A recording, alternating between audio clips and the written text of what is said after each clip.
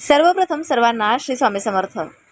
आपल्या घरातच आपला नवरा किंवा आपल्या घरातली एखादी व्यक्ती आपल्याला वारंवार त्रास देते। कुठल्या ना कुठल्या कारणाने आपल्याला त्रास देते आणि आपल्याला टेन्शन होतोच होतो। कधीतरी आपला नवराच आपल्याला त्रास देतो, तर कधीतरी सासू सासरे किंवा घरात आणखी कोणी एखादी व्यक्ती असेल तर ती आपल्याला सातत्याने त्रास देत असते। आता हा सातत्याने त्रास आपल्याला होत असतो आणि ह्या त्रासाला आपल्याकडे काही पर्याय नाही असं नाही। तर आपल्याला जर का ह्या त्रासातून लांब जायचं असेल, हा त्रास आपल्यापासून लांब करायचा असेल, तर त्याला आपल्याला एखादा उपाय हवा असतो आणि हा उपाय मी तुम्हाला आज देणार आहे। बघा, तुम्हाला त्रास देणाऱ्या व्यक्तीला तुम्ही नेहमी सहन करता।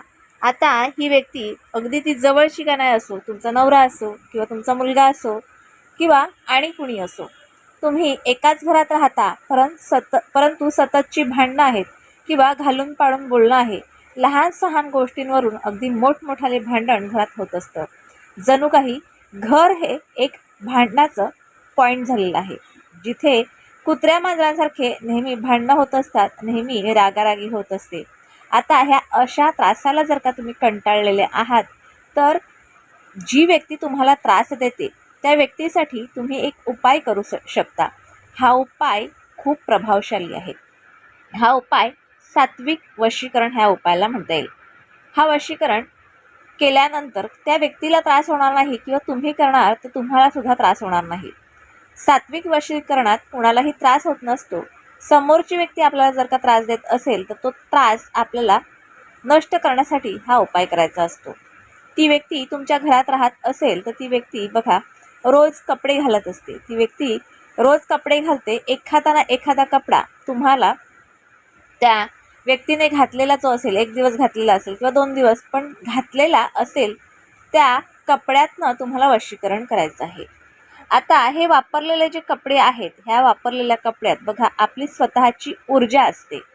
त्यामुळे आपल्या स्वतःचे कपडे इतरांना जर का द्यायचे असतील तर ते स्वच्छ धुवून द्यायचे आणि इतरांनी दिलेले कपडे जर तुम्हाला वापरायचे असतील तर ते स्वच्छ धुवून आणि कडक उन्हात सुकवून तुम्हाला घालायचे असतात। शक्यतो दुसऱ्यांच्या वस्तू वापरू नये, परंतु तशी वेळ असेल तर तुम्ही अशा पद्धतीने ते कपडे वापरू शकता आणि देताना सुद्धा अशी काळजी घेऊ शकता, कारण वापरलेल्या कपड्यांवर नक्कीच वशीकरण होऊ शकतो। आता त्याच प्रकारचं आपल्याला वशीकरण करायचं आहे। समोरच्या व्यक्तीला तुम्हाला जर का तुमच्या वशमध्ये ठेवायचं असेल, वशीकरण करायचं असेल, तुमच्या म्हणण्याप्रमाणे वागवायचं असेल, तर तुम्हाला त्या व्यक्तीची एखादी वापरलेली वस्तू म्हणजे वापरलेला कपडा तुम्हाला घ्यायचा आहे। आता ह्या कपड्यावर लाल रंगाच्या पेनाने तुम्हाला एक अंक लिहायचा आहे। अंक कुठला लिहायचा आहे? 72 71।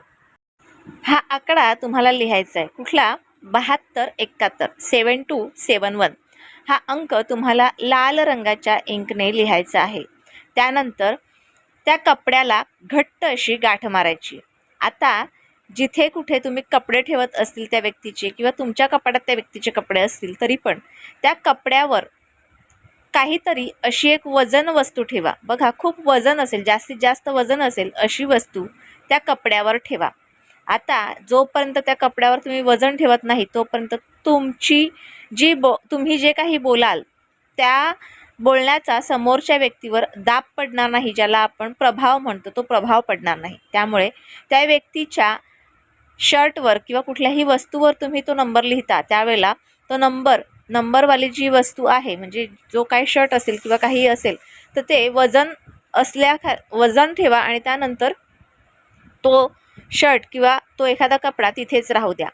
बघा, तुम्ही ज्या वेळेला त्या व्यक्तीशी बोलायला जाल त्यावेळेला बघा रागारागाने बोलू नका, प्रेमाप्रेमाने बोला। ती व्यक्ती काय म्हणते काय नाही त्या व्यक्तीचं म्हणणं ऐकून घ्या आणि बघा काही दिवसांमध्येच तुम्ही जे काही म्हणाल त्या म्हणण्याचा त्या समोरच्या व्यक्तीवर परिणाम होईल।